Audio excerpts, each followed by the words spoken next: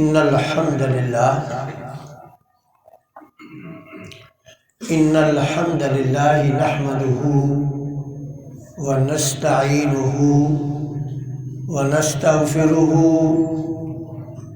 ونستهديه ونستنصره ونعوذ بالله من شرور أنفسنا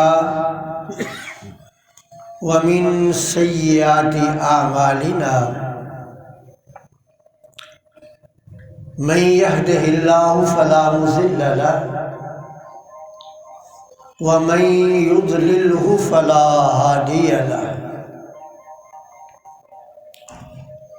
وأشهد أن لا إله إلا الله وحده لا شريك له وأشهد أن محمدًا عبده ورسوله أما بعد فإن أحسن الحديث كتاب الله وخير الهدي هدي محمد صلى الله عليه وسلم وشر الأمور محدثاتها وكل محدثة بدعة وكل بدعة ضلالة وكل ضلالة في النار اللهم صل على محمد وعلى آل محمد كما صليت على إبراهيم وعلى آل إبراهيم إنك حميد مجيد اللهم بارك على محمد وعلى آل محمد كما باركت على إبراهيم وعلى آل إبراهيم إنك حميد مجيد أعوذ بالله من الشيطان الرجيم بسم الله الرحمن الرحيم وما كان ربك مهلك القرى حتى يبعث في أمها رسولا يتلو عليهم آياتنا وما كنا مهلك القرى إلا وأهلها ظالمون وما كان ربك مهلك القرى آپ کا رب شہروں کو تباہ و برباد نہیں کرتا حتی یبعث فی امہا رسولا یتلو علیہم آیاتنا، یہاں تک کہ اس دور اور اس علاقے کے مرکزی شہر میں ایک رسول بھیج دیتا ہے، وہ رسول ان پر ہماری آیات پڑھتا ہے۔ وَمَا كُنَّا مُهْلِكِ الْقُرَىٰ، اور ہم شہروں کو تباہ و برباد نہیں کرتے، إِلَّا وَأَهْلُهَا ظَالِمُونَ، ہاں اس وقت کرتے ہیں جب وہ انبیاء کی نافرمانی کر کے اپنے آپ پر ظلم کر لیتے ہیں۔ یہاں سے اللہ رب العزت نے ایک ضابطہ بیان کیا ہے کہ ایسے ہی نہیں کہ رب ذوالجلال جو ہے، جو بھی بندہ رب ذوالجلال کا انکار کرے اور اللہ تعالیٰ جو ہے وہ غصے میں آ کر اس بندے کو نیست و نابود کر دے، ایسا نہیں ہے۔ جو بستی اللہ کی نافرمانی کرتی ہے، اللہ رب العزت کے خلاف بغاوت کر دیتی ہے، اللہ کے قانون کو توڑتی ہے، اللہ پہلے اس علاقے میں ایک رسول بھیجتا ہے۔ وہ رسول اس قوم کو دین کی دعوت دیتا ہے، اور دعوت بھی کوئی ایک دن، 2 دن، 4 دن کی بات نہیں، سال ہر سال وہ نبی دین کی دعوت دیتا رہتا ہے۔ جب قوم کی بغاوت و شقاوت اس حد تک پہنچ جاتی ہے کہ وہ اللہ کے نبی پر، ایمان لانے والوں پر ظلم و ستم کے پہاڑ گرانے لگ جاتے ہیں، تو پھر اللہ کا غضب جوش میں آتا ہے۔ پھر اللہ رب العزت اپنے نبی سے یہ حکم دیتے ہیں کہ آپ اب اس علاقے کو چھوڑ کر چلے جاؤ، کیونکہ جب تک کوئی نبی کسی قوم میں ہوتا ہے اس وقت تک اللہ رب العزت اس قوم کو عذاب نہیں دیتا، بھلے وہ قوم کتنی ہی ظالم کیوں نہ ہو۔ اللہ اس نبی کو حکم دیتے ہیں کہ بھئی آپ یہ شہر چھوڑ جاؤ، اور پھر ساتھ ہی اللہ رب العزت اس نبی سے کہتے ہیں کہ جو تیرے ماننے والے ہیں نا، ان کو بھی کہو یہ شہر چھوڑ جائے، اس لیے کہ جب تک جس بستی میں استغفار کرنے والے لوگ موجود ہوتے ہیں نا، اس وقت تک اللہ ان پر عذاب نہیں بھیجتا، بھلے وہ دو چار ہی کیوں نہ ہو۔ آپ اس سے اندازہ لگا لیں کہ اللہ کا نبی بھی باعث رحمت ہے قوم کے لیے، اور استغفار کرنے والے بھی قوم کے لیے باعث رحمت ہے۔ جب تک استغفار کرنے والے موجود ہوتے ہیں نا، اللہ اس قوم پر عذاب نہیں بھیجتا۔ لیکن یہ بات یاد رکھیں، استغفار کا تعلق جو ہے نا صرف زبان سے نہیں ہے۔ بس اوقات ہماری عادت ہے نا کسی بھی چیز کو دیکھ کے توبہ توبہ توبہ، یہ ہم رسمی، یہ ہماری جو توبہ توبہ کے الفاظ ہیں نا یہ رسمی ہیں، جب تک یہ توبہ دل سے نہیں نکلتی اور پھر توبہ کے مطابق عمل نہیں ہوتا، اس وقت تک یہ استغفار نہیں کہلائے گا۔ یہ بات یاد رکھ لیں۔ تو رب الجلال فرماتے ہیں کہ وَمَا كُنَّا مُهْلِكِي الْقُرَىٰ إِلَّا وَأَهْلُهَا ظَالِمُونَ، تیرا رب جو ہے نا صرف اسی قوم کو تباہ و برباد کرتا ہے جو قوم اپنے آپ پہ ظلم کر لیتی ہے۔ یعنی یہ اللہ تعالیٰ نے ایک ضابطہ بیان کیا، فرمایا وَمَا أُوتِيتُم مِّن شَيْءٍ فَمَتَاعُ الْحَيَاةِ الدُّنْيَا وَزِینَتُهَا وَمَا عِندَ اللَّهِ خَيْرٌ وَأَبْقَىٰ أَفَلَا تَعْقِلُونَ۔ اب وہ جو لوگ سرکش اور باغی ہوتے ہیں، یہ اللہ رب العزت کی نعمتوں پر اس کا شکر ادا کرنے کی بجائے اللہ کی نافرمانی کرتے ہیں، تکبر اور غرور کرتے ہیں۔ تو اللہ رب العزت فرماتے ہیں کہ لوگوں سن لو، یہ جو تمہیں دیا گیا ہے یہ دنیا کی زندگی کا سامان اور اس کی زینت ہے، یہ ناپائیدار ہے، یہ ناپائیدار ہے۔ اس کے لیے ایک وقت متعین ہے، ایک وقت آئے گا یا تو انسان دولت چھوڑ کر چلا جائے گا، یا تو انسان دولت چھوڑ کر چلا جائے گا، یا انسان زندہ رہے گا دولت اسے چھوڑ کر چلی جائے گی۔ ایسا ہی ہوتا ہے نا، کئی تو اپنے وارثوں کے لیے دولت چھوڑ جاتے ہیں اور کئی زندہ ہوتے ہیں لیکن کنگال ہو جاتے ہیں، دولت ان کو چھوڑ جاتی ہے۔ تو فرمایا اس کا تعلق دنیا تک ہے اور یہ ناپائیدار ہے۔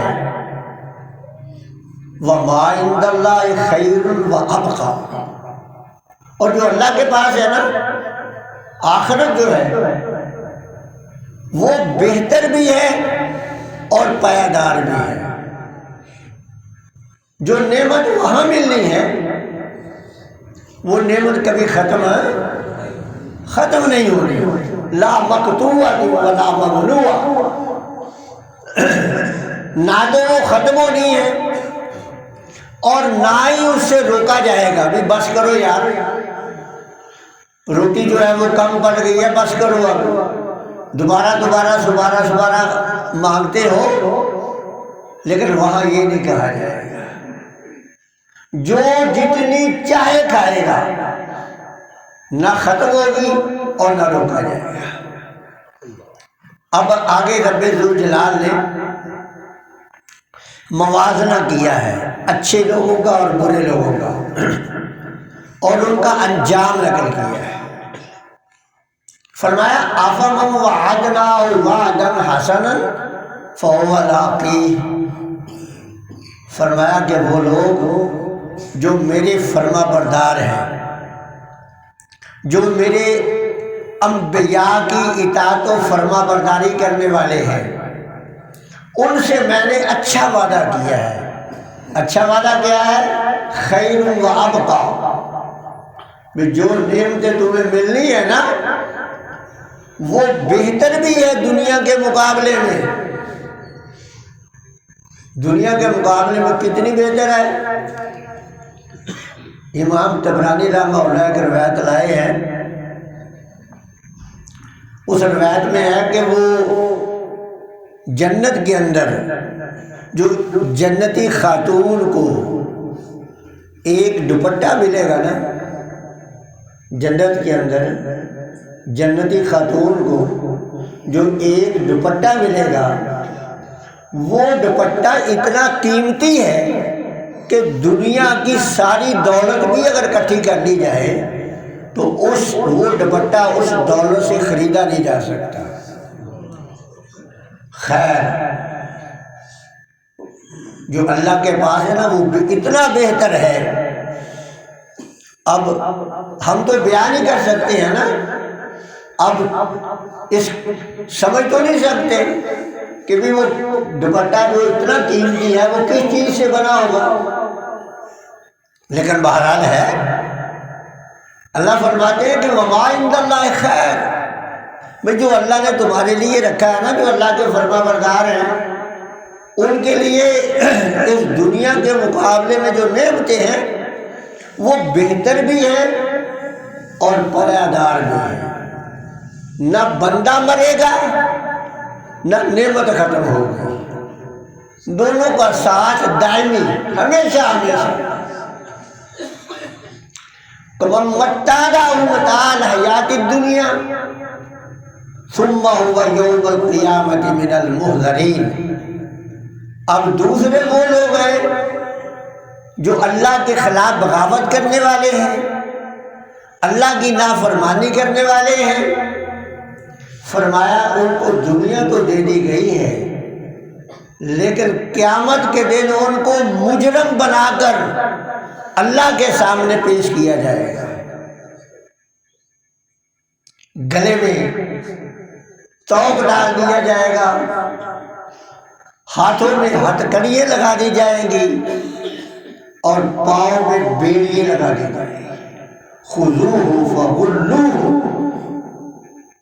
اب اس حال میں ان کو رب ذوالجلال کے سامنے پیش کیا جائے گا، تو فرمایا کہ اب اندازہ خود کر لو کہ اچھے لوگ بہتر ہیں کہ برے بہتر ہیں۔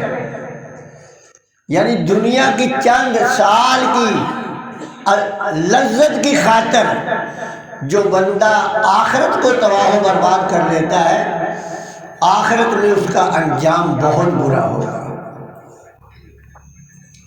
وَيَوْمَ يُنَادِيهِمْ فَيَقُولُ أَيْنَ شُرَكَائِيَ الَّذِينَ كُنْتُمْ تَزْعُمُونَ۔ اب یہاں رب ذوالجلال نے نا شرک کی ایک قسم نقل کی ہے، یقین جانے قرآن کئی دفعہ پڑھا ہے، یعنی سن 1972 میں نے حفظ کیا تھا، 71 میں، سن 71 میں حفظ کیا تھا اور 73 میں اس کا ترجمہ پڑھ لیا تھا، لیکن شرک کی یہ قسم جب رات میرے مطالعے میں آئی مجھے ایسا لگا کہ میں نے یہ پہلی دفعہ پڑھی ہے، یعنی اللہ کی بات کے مقابلے میں کسی کی بات ماننا، کسی پیر کی، فقیر کی، لیڈر کی، مولوی کی، صوفی کی، اللہ کی بات کے مقابلے میں کسی امام کی بات ماننا، یہ بھی شرک ہے۔ ایک تو شرک کی دو موٹی موٹی قسمیں ہیں نا، کہ اللہ کے علاوہ کسی کی عبادت کرنا، یا اللہ کے علاوہ کسی اور سے مدد طلب کرنا، اور یہ بھی ایک شرک کی قسم ہے کہ اللہ کی بات کے مقابلے میں کسی پیر، فقیر، مولوی، امام کی بات ماننا بھی یہ شرک ہے۔ دیکھیں کیا کہہ رہے ہیں اللہ، وَيَوْمَ يُنَادِيهِمْ، جس دن رب ذوالجلال پکاریں گے، فَيَقُولُ، کہیں گے، أَيْنَ شُرَكَائِيَ الَّذِينَ كُنتُمْ تَزْعُمُونَ، بتاؤ میرے شریک کہاں ہے جن کے بارے میں تمہارا یہ خیال تھا کہ ان کی اطاعت بھی اسی طرح لازم ہے جس طرح اللہ کی اطاعت لازم ہے، کہاں ہے وہ؟ قال الذین حق علیہم القول، وہ لوگ جن کے بارے میں فیصلہ کر دیا جائے گا کہ یہ جہنم میں جائیں گے،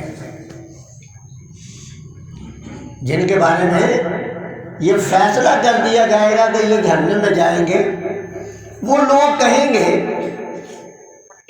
ربنا ہؤلاء الذین اغوینا، کہ یا اللہ یہ وہ لوگ ہیں جنہوں نے ہمیں گمراہ کیا، یہ ہمیں جو کہتے تھے ہم عمل کرتے تھے۔ اب رب ذوالجلال ان سے پوچھیں گے، بتاؤ بھائی، تو وہ کیا کہیں گے آگے سے؟ وہ کہیں گے اغویناہم کما غوینا، وہ کہیں گے یا اللہ ہم خود بھی بھٹکے ہوئے تھے اور جس راستے پہ ہم چل رہے تھے اسی راستے پہ ہم نے ان کو چلایا۔ وَمَا كَانُوا إِيَّانَا يَعْبُدُونَ، یا اللہ یہ ہماری عبادت نہیں کرتے تھے، صرف ہماری بات مانتے تھے، ہماری عبادت۔ اب پتہ چلا اس کا مطلب یہ شرک ہو گیا، کیونکہ اللہ ان کو بھی کہہ رہا ہے، یعنی جن کی بات مانی مگر عبادت نہیں کی، اللہ ان کو بھی یہ کہہ رہا ہے کہ یہ تم نے میرے ان کو شریک بنا لیا تھا۔ اس لیے اس سے پتہ چلا کہ اطاعت لازم ہے اللہ کی، اور اللہ نے حکم دیا کہ میرے رسول کی بھی اطاعت کرو۔ اللہ اور اللہ کے رسول کی اطاعت غیر مشروط ہے، اور اس کے علاوہ جتنے بھی ہیں حتیٰ کہ ماں باپ، ان کی اطاعت غیر مشروط نہیں ہے، مشروط ہے۔ یعنی اللہ اور اللہ کے رسول کی نافرمانی اگر نہیں ہوتی تو پھر آپ نے ماں باپ کی اطاعت کرنی ہے، اور اگر اللہ اور اللہ کے رسول کی نافرمانی ہو رہی ہے تو پھر آپ نے ماں باپ کی اطاعت بھی نہیں کرنی۔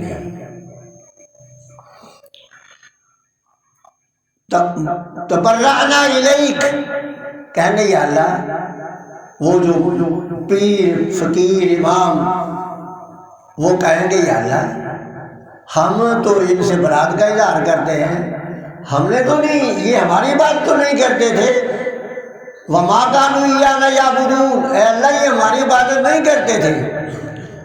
اب آگے باری ان کی جن کی وہ عبادت کرتے تھے، پیروں، فقیروں، مولویوں کے کہنوں پر ہے جن کی وہ عبادت کرتے تھے، اب باری آ گئی ان کی۔ یہ ہیں تین قسم کے، یہ کہ کتنی قسم کے ہیں قرآن مجید کی ان آیات سے پتہ چل رہا ہے، یہ ہے تین قسم کے۔ ایک ہے خیالی ہستیاں، خیالی افراد، مطلب حقیقت کچھ نہیں، بس ایسے ہی دیکھا کوئی درخت ہے، اس کے بارے میں مشہور کر دیا کہ یہ درخت پکا ہے جی، اور کوئی نام نہ آیا تو کہہ دیا جی غیب شاہ ہے، اس کی باتیں شروع کر دی، یہ خیالی۔ تو رب الجلال فرماتے ہیں وَقِيلَ ادْعُوا شُرَكَاءَكُمْ، کہ ان سے کہا جائے گا کہ اچھا ایسا کرو، جن کی تم عبادت کرتے تھے نا، انہوں نے تو اب انکار کر دیا ہے نا کہ یہ ہماری عبادت نہیں کرتے تھے، تم ان کے کہنے پر جن کی عبادت کرتے تھے نا وہ ان کو بلاؤ، فَدْعُوهُمْ، وہ پھر آوازیں دیں گے انہی کا نام لے کر، جو جس کی عبادت کرتا تھا اس کا نام لے کر اس کی عبادت، اس کا نام لے گا۔ فَلَمْ يَسْتَجِيبُوا لَهُ، تو کوئی جواب نہیں آئے گا۔ جواب کہاں سے آنا تھا؟ وہ تھے خیالی، وہ تھے ہی نہیں، ان کا وجود ہی نہیں تھا کوئی، بس خیالی تھا۔ کسی درخت کو پوجنے لگ گئے، کسی جگہ پہ دیکھا کہ مٹی کی ڈھیری ہے، اس مٹی کے ڈھیری کے اوپر کپڑا ڈالا، اس کا کوئی نام رکھ دیا، اس کی پرستش شروع کر دی۔ فرمایا فَلَمْ يَسْتَجِيبُوا لَهُ، وہاں سے کوئی جواب نہیں آئے گا۔ وَرَأَوُا الْعَذَابَ، اور عذاب اب ان کے سامنے ہوگا۔ لَوْ أَنَّهُمْ كَانُوا يَهْتَدُونَ، پھر وہ کہیں گے کاش وہ ہدایت یافتہ ہوتے، کاش وہ اپنے پیروں فقیروں مولویوں اماموں کی بات ہے، کاش کہ ان کی بات نہ مانتے۔ ایک تو یہ ہے خیالی، ایک ہے خیالی نہیں، انہوں نے کہا لوگوں سے اپنی پوجا پاٹ کروائی، لوگ ہاتھ چومتے ہیں، ان کے پاؤں چومتے ہیں ایسے۔ اب ان سے کہا جائے گا، وہ کہیں گے ربنا ہؤلاء اضلونا، کہیں گے یا اللہ یہ تھے، ان کی ہم عبادت کرتے تھے، یہ سے ہم سے عبادت کرواتے، ہؤلاء اضلونا فآتہم عذابا ضعفا من النار، یا اللہ ان کو نہ زیادہ عذاب دے، ہمارے حصے کا بھی ان کو ہی دے دے۔ یہ کون کہیں گے؟ جو عبادت کرنے والے ہیں نا، جن سے آج بڑی عقیدت ہے، جن سے آج بڑی عقیدت ہے، ان کے ہاتھ چومتے ہیں، ان کے پاؤں چومتے ہیں، ساری رات اپنی عورتیں ان کے پاؤں چھوڑتے ہیں، عورتیں ان کو دباتی ہیں، دنیا میں اتنی عقیدت ہے، لیکن قیامت کے دن انہی پیروں کے بارے میں، انہی لیڈروں کے بارے میں، انہی رہنماؤں کے بارے میں کہیں گے ربنا ہؤلاء اضلونا فآتہم عذابا ضعفا من النار، کہیں گے یا اللہ ان کو ہمارے حصے کا عذاب بھی ان کو ہی دے دے، ان کو دے ڈبل عذاب۔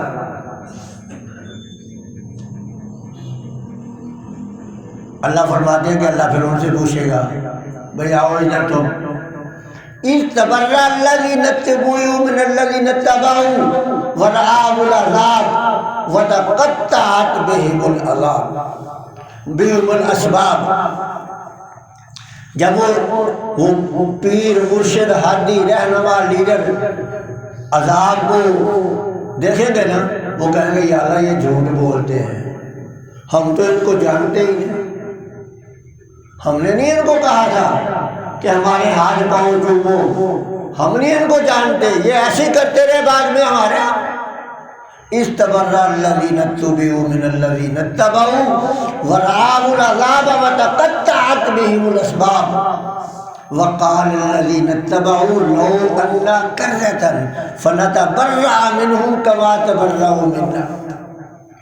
پھر وہ جو مرید ہے نا، پھر کہیں گے یا اللہ دنیا میں دوبارہ بھیج، اگر تو دنیا میں ہم دوبارہ بھیج دے گا نا تو پھر ہمیں ٹھگوں کی بات ہے، پھر ہمیں ٹھگوں کی بات نہیں مانیں گے، پھر ہمارے پاس یہ اگر آئیں گے نا سالانہ نذرانہ لینے کے لیے تو ہم کہیں گے ہمارا تم سے کوئی تعلق نہیں، ہم نہیں تمہارے مرید مرود۔ یہ اللہ کے سامنے مکالمہ ہوگا۔ یہ اللہ کے سامنے مکالمہ ہوگا معبودوں کا اور عبادت کرنے والوں کا. اور اللہ پھر کیا فرمائے گا؟ لِكُلٍّ ضِعْفٌ، اللہ کہے گا تم سب کو ڈبل عذاب ملے گا. شرک ایک ایسا مرض ہے کہ اس کا عذاب کا کوئی اندازہ ہی نہیں لگا سکتا. رب ذوالجلال نے جو بیان کیا ہے اس کا کوئی اندازہ نہیں کہ مشرک، یہ اللہ نے بتایا ہے کہ مشرک دائمی جہنمی ہے، لیکن کتنا ان کو عذاب ملے گا یہ رب ذوالجلال نے فرمایا لِكُلٍّ ضِعْفٌ، کہ ان کے لیے کوئی گنا عذاب ہوگا. اور تیسرے وہ ہے، دو بیان ہو گئے نا. ایک تو ایک خیالی جن کا کوئی وجود ہی نہیں. پاکستان میں بھی اس وقت پتہ نہیں کتنے ہیں جو خیالی ہیں، کوئی وجود نہیں، خود ہی نام رکھ لیے، کسی کا نام کچھ رکھ دیا، کسی کا نام کچھ رکھ دیا، حقیقت میں کوئی تعلق نہیں، کوئی پتہ نہیں کہ یہ بندہ کون تھا کون نہیں تھا، کہاں سے آیا تھا، کب مرا تھا، نہ کچھ پتہ نہیں. بس کرامتیں جھوٹی سچی بیان کی جا رہی ہیں اور لوگ اس پہ عمل کیے جا رہے ہیں. اور دوسرے وہ کہ جنہوں نے کہا کہ تم ہمارے ہاتھ پاؤں چومو، ہمیں نذرانے دو، قیامت کے دن ہمارے پاس جھنڈا ہوگا اور جھنڈے کے نیچے ہم تمہیں بٹھا لیں گے. اور تیسرے وہ ہیں کہ جنہوں نے دنیا میں کچھ نہیں کہا، وہ اللہ کے نبی تھے، اللہ کے ولی تھے، وہ تو لوگوں کو شرک سے روکتے رہے، لیکن لوگوں نے عقیدت میں آ کر شرک کر دیا. اس کی مثال رب ذوالجلال نے حضرت عیسیٰ علیہ السلام کا قول اور اپنا مکالمہ نقل کرنے کے بعد کی ہے کہ عیسیٰ علیہ السلام سے اللہ رب العزت قیامت کے دن پوچھیں گے کہ اے عیسیٰ، کیا تو نے کہا تھا کہ مجھے میری ماں کو الہ بنا لینا؟ تو عیسیٰ علیہ السلام فرمائیں گے یا اللہ، مجھ میں بھلا یہ کیسے جرأت کہ یہ بات میں کہتا. تو یہ جو تیسرے قسم کے لوگ ہیں نا، یہ اللہ رب العزت کے سامنے معذرت کر دیں گے. یہ تیسرے قسم کے لوگ جنت میں جائیں گے. یہ تیسرے قسم کے لوگ جو ہے نا یہ جنت میں جائیں گے، جو لوگوں کو کہتے رہے کہ ایک اللہ کی عبادت کرنا، لیکن لوگوں نے ان کی شروع کر دی. باقی یہ جو دو قسم کے شریک ہیں نا، یہ دونوں کے دونوں جہنم میں جائیں گے. اللہ سے دعا ہے کہ عمل کی توفیق دے. وآخر دعوانا الحمدللہ رب العالمین.